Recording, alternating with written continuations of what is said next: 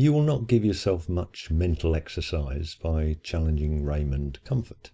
You would be as likely to lose weight whilst eating Ian Juby's packed lunch. We must, however, take the time to continually challenge the utterings of this imbecile, because in the modern always online communication paradigm, his dumb dictations will get a wide audience, and we must therefore ensure that eviscerations of his empty platitudes are also out there and widely available on social sites and search engines.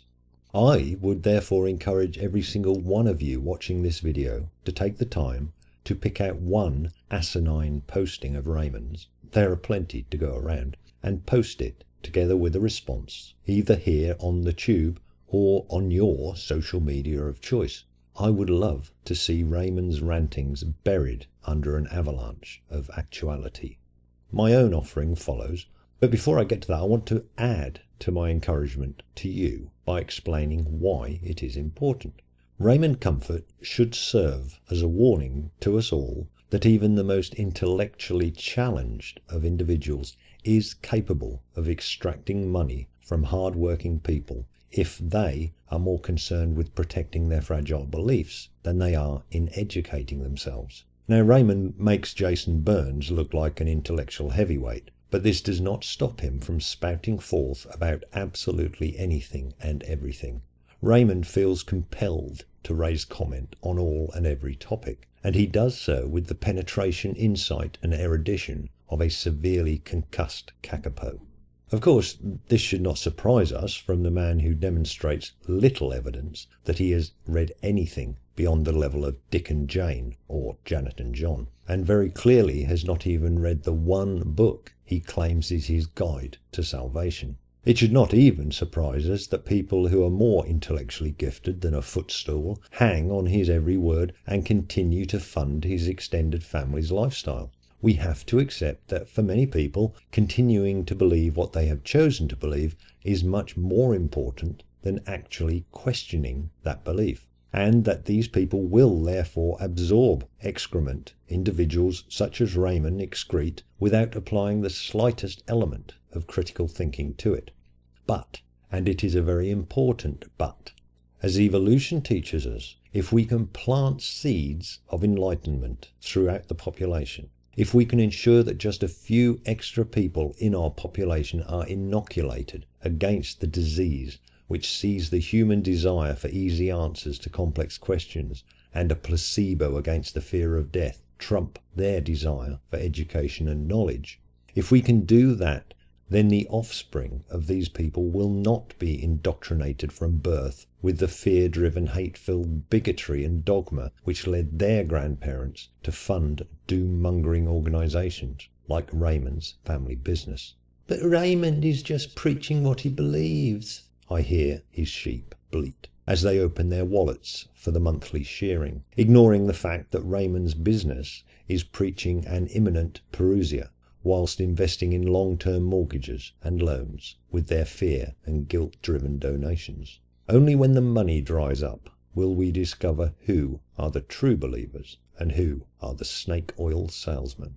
And so to Raymond's recent offering, promoted on Twitter and posted on his blog, The Comfort Zone, not to be confused with The Twilight Zone, which is also concerned with far-fetched fictional fantasy stories intended to instill fear and dread into the audience. Raymond's recent blog answers a question posed by Cosmo Verne. If God knows everything, why didn't he prevent the attacks of 9/11 or the Holocaust or slavery? And Raymond's response clearly illustrates the restricted intellect he brings to every discussion and debate. So you think God should step in and stop murderers? If you answer yes, we will need to figure out what you think he should do. Perhaps you believe he should have killed Hitler and taken out the 18 terrorists before they committed their murders. But if he did that, you and your kind would whine about God killing 18 innocent Muslims who were flying peacefully on a plane, and that he killed an innocent little Austrian painter who loved Charles Darwin.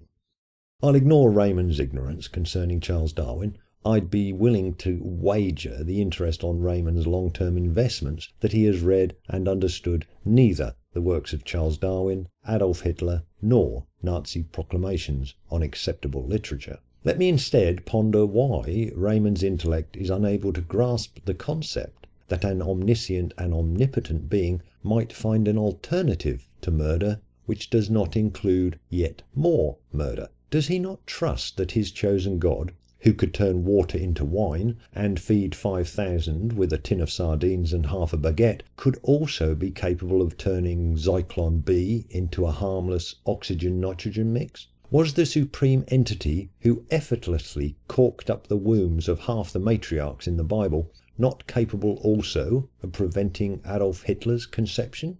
Was the deity who created the entire universe with a sneeze truly incapable of preventing a couple of deluded religious zealots from pushing on a stick and pushing on some pedals in an aeroplane? To be consistent with evil prevention, God should have also killed the 200,000 murderers who took innocent human lives in the United States during the 1990s. Once again, he would have had to kill them before they committed their murders.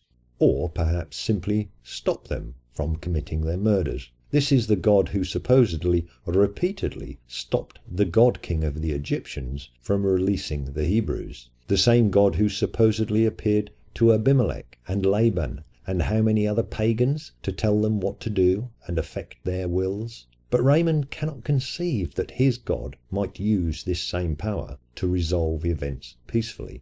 Then there's the 58 million plus women who killed their babies in the womb. He should have killed them before they murdered their babies. Raymond can only conceive of death as a solution to death. His God, who convinced Abraham to murder his only son, is incapable of visiting a woman and talking her out of having an abortion.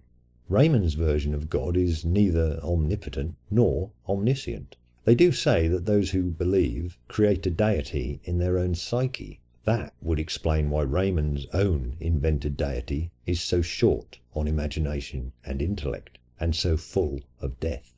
Or perhaps it is simply that Raymond is so indoctrinated with God's murderous rampages in the Bible that he has forgotten that there is often an alternative to violence. Or perhaps again it is that Raymond has learnt it does not matter what shit he spouts, so long as he spouts it in the general direction of his deluded devotees, and ends his drivel with an advert to draw more cash in his direction. Because there is nothing like a fat bank account to protect you when the rapture comes.